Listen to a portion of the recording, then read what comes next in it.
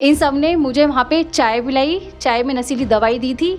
उसके बाद में इन्होंने मेरे साथ में गलत बर्ताव करा। उसके बाद में मुझे मेरे बच्चे को गिराने वाली दवाई खिला दी, जिससे कि मेरा बच्चा ख़राब हो चुका है। मुझसे छुपाया गया था कि वो पहले से शादीशुदा हैं। जब मुझे ये पता चला कि ये शादीशुदा हैं, तब मैंने हंगामा किया और मैंने ये बोला था कि मैं तुम्हारे खिलाफ़ रिपोर्ट दर्ज कराऊंगी। उस होटल की फ़ोटोज़ मेरे पास में हैं, कुछ वीडियोज़ इसके पास में थी, जो इसने मुझे ब्लैकमेल करना शुरू कर दिया कि तू मेरे खिलाफ़ मुकदमा दर्ज कराएगी या मेरी सरकारी नौकरी को आँच आई तो मैं वो फ़ोटो वायरल कर दूंगा। मैं दर दर की ठोकरें खा रही हूँ, मैं रोज़ थाने जा रही हूँ, रोज़ एसएसपी के यहाँ जा रही हूँ, लेकिन मेरी कोई सुनवाई नहीं आता। ये मुझसे ये कहते हैं मैं फार्मासिस्ट हूँ, मेरा कोई भी कुछ नहीं उखाड़ सकता। अभी तो देख, मेरे भैया ने ना तेरे पीछे लगा रखे हैं, तू बचा। अच्छा, तू यहाँ सोची होगी ऐसे ही छुट्टे मुट्टे खानदान की है? नहीं, मैंने तो ऐसा कुछ भी नहीं सोचा। हाँ, तू मैं तुझे दिखाऊंगी और कुत्ते को भी दिखाऊंगी। हाँ, आप एक बात ये बताओ, अगर मैं गलत होती तो मैं घर पहुँच जाती? अरे घर, तेरी हिम्मत कैसे हुई मेरे घर आने की? ये चीज़ तो आप उस दिन कहती।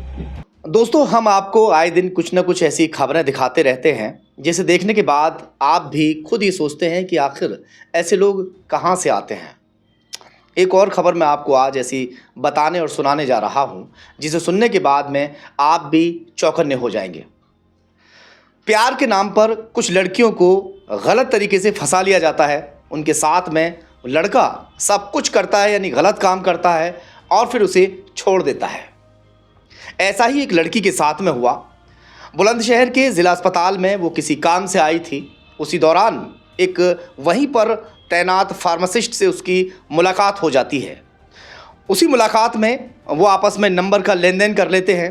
फ़ोन पर फार्मासिस्ट लगातार उससे बातें करता रहता है और फिर उनमें दोस्ती हो जाती है और दोस्ती प्यार में तब्दील हो जाती है। फार्मासिस्ट पहले से शादीशुदा था, मगर उसने ये बात छुपाई उस लड़की से कि मैं शादीशुदा हूँ। उस लड़की को वो सपने दिखाता है, अपने साथ में घुमाने के लिए कई शहरों में लेकर जाता है। घर पर ये पता चल चुका था लड़की के भी कि ये दोनों आपस में प्यार करते हैं, अब शादी करने वाले हैं। शायद लड़की को भी इसलिए घर वालों ने छूट दे दी थी। वो सब कुछ हुआ शादी से पहले जो नहीं होना चाहिए, और फिर लड़की प्रेग्नेंट हो जाती है। उसके बाद में उसका अबॉर्शन भी करा दिया जाता है। क्या कुछ पूरा मामला है, उस लड़की के साथ में क्या हुआ, अब वो पुलिस के चक्कर काट रही है उसके साथ में, क्योंकि उस शख्स ने धोखा किया है। चलिए मैं उनसे ही पूरी बात करता हूँ क्या कुछ मामला है। हम नाम उनका उजागर नहीं करेंगे, उन्होंने मना किया इस चीज़ से। शहर का नाम बता देते हैं बस। बुलंदशहर का कस्बा खुर्जा है ना, आप जहाँ रहते हैं? खुर्जा नगर। क्या हुआ वो पूरी दास्तान आप शुरू से बताइए थोड़ा, आपके साथ में। जी, मैं खुर्जा नगर की रहने वाली हूँ। आज से 2021 में आज से पहले 2021 में मेरी मुलाकात एक ब्रह्म स्वरूप उर्फ परसोत्तम दास के बेटे जो बुलंदशहर हॉस्पिटल में फार्मासिस्ट के पद पे हैं। मैं वहाँ दवाई लेने के कारण से आई थी। उसके बाद में मेरी अक्सर दवाई वहीं से चली थी, जिससे कि उसने मुझे अपना नंबर दिया और मेरे से बातचीत लगातार करता रहा। हमारी आपस में बातचीत चलती रही थी। उसके बाद में हमारा घूमना फिरना रहा था। उसके बाद में इन्होंने मुझे शादी के सपने दिखाए कि मैं आपसे शादी करूंगा, मुझे आप जैसी लड़की की बहुत ज़रूरत है। तो मैंने ये बातें अपने घर में बताई। मेरे घर वालों ने बिल्कुल मना कर दिया था कि हम बिना देख रेख के शादी नहीं करेंगे। उस दौरान अब मैंने इनसे बोला मेरे घर वाले तैयार नहीं हैं। उस दौरान ये ब्रह्म स्वरूप अपने घर से अपनी माता कुसुम को, अपनी बहन लक्ष्मी को, अपने भाई दुष्यंत उर्फ मोनू, इन तीनों को लेके मेरे घर आते हैं और हमारे यहाँ पे आके शादी का प्रस्ताव रखते हैं। मेरी माँ ने जानकारी निकालते हुए ही हाँ करी थी कि ठीक है, मैं शादी करने के लिए तैयार हूँ, पहले मैं आपका सब कुछ चेक करूँगी। जब हमने देखा तो इन्होंने मुझे अपने आप को अनमैरिड बताया था। उसके बाद में सब हमने शादी का रिश्ता पक्का हो गया था। तब मैं इनके साथ इन्होंने मुझे लखनऊ घुमाने के लिए बोला था। मैंने अपनी मम्मी से बात करी, मेरी मम्मी ने मना करा था कि मैं नहीं जाने दूँगी। उसके बाद में इन्होंने मिन्नत करके अपनी मीटिंग बताते हुए कि फार्मासिस्टों की लखनऊ में सरकारी हॉस्पिटल में मीटिंग है, इसे जाने दो। ये मुझे लेके 24 सितंबर 2024 में गए हैं। वहाँ एक हाउस टाउन करके कोई वो है होटल, वहाँ इन्होंने मुझे रोका। वहाँ मेरी मर्ज़ी के बिना उन्होंने मेरे साथ में संबंध बनाए। उसके बाद में कई बार संबंध बनाते हुए इन्होंने मेरे को यूज़ करा। उसके बाद में मतलब आपको ये पूरा यकीन हो चुका था कि अब हमारी शादी हो जाएगी। जी। तो जो है ये सब होता रहा। उसके बाद में ये मुझे वृंदावन भी लेकर गए हैं घुमाने के लिए। वहाँ भी इन्होंने मुझे एक होटल में रोका है, जो गोविंद हरी करके होटल है। वहाँ भी इन्होंने मेरे से संबंध बनाए, जिस दौरान मैं प्रेग्नेंट हो गई। दिसंबर मंथ में 2024 को जब मैं 28 दिसंबर को प्रेग्नेंट हुई, तब मैंने इन्हें बताया कि ब्रह्म, मैं तुम्हारे बच्चे की माँ बनने वाली हूँ और हमें शादी कर लेनी चाहिए। तब इन्होंने मुझे आश्वासन दिया, प्यार से कहा कि हम कोर्ट मैरिज करेंगे, शादी करेंगे, तुम टेंशन मत लो। 31 दिसंबर 2024 को ये मुझे बहला फुसलाकर बहुत प्यार के साथ में अपने मामा शक्ति प्रताप के यहाँ सिकंदराबाद लेकर गए थे। वहाँ इनका भाई दुष्यंत उर्फ मोनू, शक्ति प्रताप इनके मामा, इनकी मम्मी कुसुम और इनके 2 मामी थी जिनका नाम है संतोष तोमर। इन सब ने मुझे वहाँ पे चाय पिलाई, चाय में नशीली दवाई दी थी।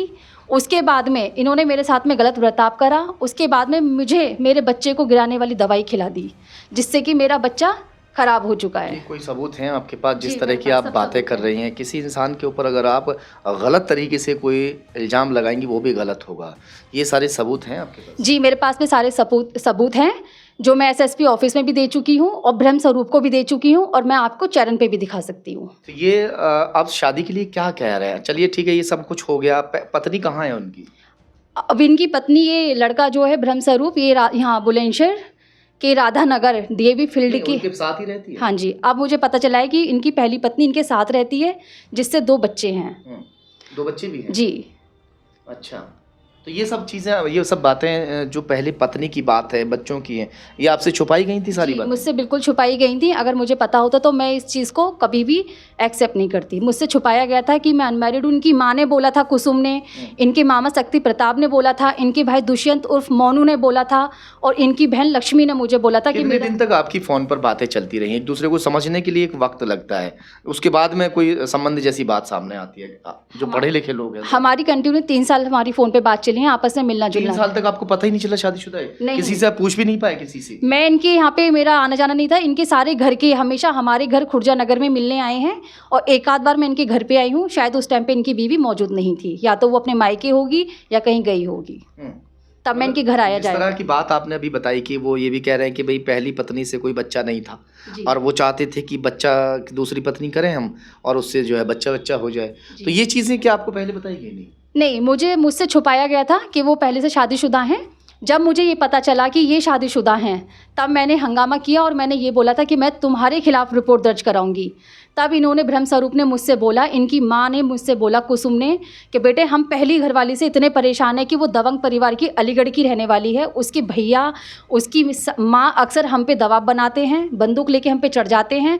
ना तो वो बच्चा पैदा करके दे सकती है और ना वो कुछ कर सकती है। हमने बड़ी बेटी गोद ली है, और एक IVF के द्वारा हमने एक लड़की और पैदा कराई है, वो भी लड़की हुई है, हमें आज तक लड़का नहीं दे पाई है। वो एक बांझ है, बीमारी से भरी हुई है, मोटी है, और इस तरीके से मुझे उस औरत के बारे में बताया गया है। ये किसने बताया? ये ब्रह्म स्वरूप की माँ कुसुम ने, ब्रह्म स्वरूप ने, और ब्रह्म स्वरूप की बहन लक्ष्मी ने। तो ये जो बातें हैं, यानी पूरे परिवार को मालूम था आप दोनों का अफेयर चल रहा है, सारी चीज़ उनको पता था कि शादी करने वाले आप? जी बिल्कुल, उनके घर वालों ने ही शादी का रिश्ता तय किया था, और उनके घर वालों ने मुझसे ये बात छुपाई थी कि ब्रह्म स्वरूप घर में सबसे बड़े हैं और उनकी शादी हो गई है, मुझसे छुपाई गई थी। क्या सपने दिखाए थे, क्या बातें होती थी फ़ोन पर, वो बताइए। वो अक्सर सारी रिकॉर्डिंग मेरे पास में है। इन्होंने मुझसे बोला था कि मैं घर में सबसे बड़ा हूँ, सब बहन भाइयों की शादी हो चुकी है, मुझे आप जैसी लड़की की ज़रूरत थी जो मेरे साथ में घूम फिर सके।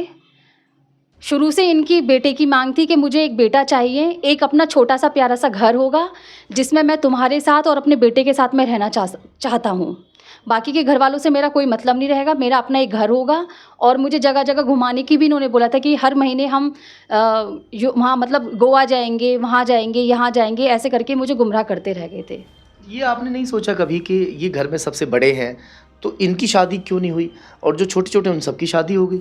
वो इसलिए मैंने सोचा था, मैंने इनसे पूछा भी था कि आप घर में सबसे बड़े हो तो आपकी शादी क्यों नहीं हुई है, कि मुझे मेरी पसंद की नहीं मिली अभी तक, इसलिए मैं भी थोड़ा रुका हुआ हूँ। अब आप मेरी ज़िंदगी में आ गई हो तो अब हम शादी करके अपनी ज़िंदगी को हंसी खुशी बिता सकते हैं। क्या चाहती हो, इनके साथ रहना चाहती हो? अब क्या आपको ऑफ कोर्स इन्होंने मेरी ज़िंदगी ख़राब करी है। मेरे 2 बार बच्चे ख़राब करे हैं। 1 अक्टूबर मंथ में मेरा बच्चा ख़राब कराया था इन्होंने, जिसकी अल्ट्रासाउंड की रिपोर्ट मेरे पास में है, बाकायदा सबूत मेरे पास में है।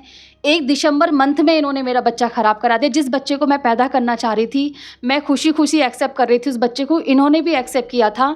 अब इन्होंने धोखे से मुझे वो दवाई खिला दी और मेरा बच्चा ख़राब करा दिया। मैं दर दर की ठोकरें खा रही हूँ। मैं रोज़ थाने जा रही हूँ, रोज़ एसएसपी के यहाँ जा रही हूँ, लेकिन मेरी कोई सुनवाई नहीं आता। ये मुझसे ये कहते हैं मैं फार्मासिस्ट हूँ, मेरा कोई भी कुछ नहीं उखाड़ सकता। मैं पुलिस वालों को पैसे देता हूँ और देख, तू कभी भी मेरा मुकदमा कायम नहीं कर पाएगी। वो बात हकीकत है कि मैं आज तक परेशान हूँ। मेरा कहीं मुकदमा दर्ज नहीं हुआ है, ना ही कोई मेरी पुलिस सुनवाई कर रही है, ना मेरा कोई सुनवाई कर रहा है।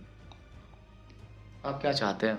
मैं यही चाहती हूँ मुझे इंसाफ मिले और मेरा मुकदमा दर्ज हो, इसे इसकी किए की सज़ा मिले कि इसने मेरे बच्चे को मारा है, अनमैरिड लड़की को प्रेग्नेंट किया है, मेरे बच्चे को मारा है इसने, उसे इसका दंड मिले, इसे सज़ा हो। धोखा किया आपने? इसने मेरे साथ में सरासर धोखा किया है। 4 साल से अब तक धोखा करता आया है। उसके बाद में जो ये मुझे लखनऊ लेके गया था, उस होटल की फ़ोटोज़ मेरे पास में हैं, कुछ वीडियोज़ इसके पास में थी, जो इसने मुझे ब्लैकमेल करना शुरू कर दिया कि तू मेरे खिलाफ़ मुकदमा दर्ज कराएगी या मेरी सरकारी नौकरी को आँच आई तो मैं वो फ़ोटो वायरल कर दूंगा, जिसमें इसने ब्रह्म स्वरूप ने वो वायरल कर भी दिए हैं और मेरी वीडियो पेन ड्राइव में डाल डाल के सबको दे रहा है। और वो मैंने फेसबुक से स्क्रीनशॉट भी ले चुकी हूँ, जो इसने अश्लील वीडियो, अश्लील फ़ोटो शेयर करे हैं। मैं उन लड़कियों से कहना चाहूँगा, बिना जांच पड़ताल किए, बिना सही तरीके से उसके बारे में जाने और वो संबंध बना लेती है जिससे शादी होने वाली होती है। उन्हें कुछ लड़के जो है वो ये आश्वासन दे देते हैं, भरोसा दिला देते हैं कि मैं तुमसे शादी करूँगा। उन्हें कुछ बड़े बड़े सपने दिखा देते हैं और फिर वो अपनी इज्जत को गंवा देती है। ये जीता जागता सबूत है इस वक्त। तो पहले पूरी तरीके से पड़ताल कर लें कि जो शख्स आपको शादी के सपने दिखा रहा है, शादी के सपने आप संजोने से पहले उसके बारे में पूरी जानकारी करें, तभी उनसे कोई बातचीत करनी शुरू करें। और शादी से पहले तो जो होता है ये सब नहीं होना चाहिए। अब ये पछता रही हैं, कैसे क्या किया जाए खुद इनकी समझ में नहीं आ रहा है। 2 बार जो है प्रेग्नेंट होगी, दोनों बार बच्चे जो है ख़राब हो गए, इनका कहना है जिस तरह से। चलिए खैर, प्रशासन कुछ ना कुछ तो कार्रवाई ज़रूर करेगा, ऐसा नहीं है कि कार्रवाई आपकी नहीं होगी, कार्रवाई भी ज़रूर होगी। फिर भी हम एक बार कहना चाहेंगे कि दूसरा पक्ष भी अपनी बात रखना चाहे तो अपनी बात रख सकता है।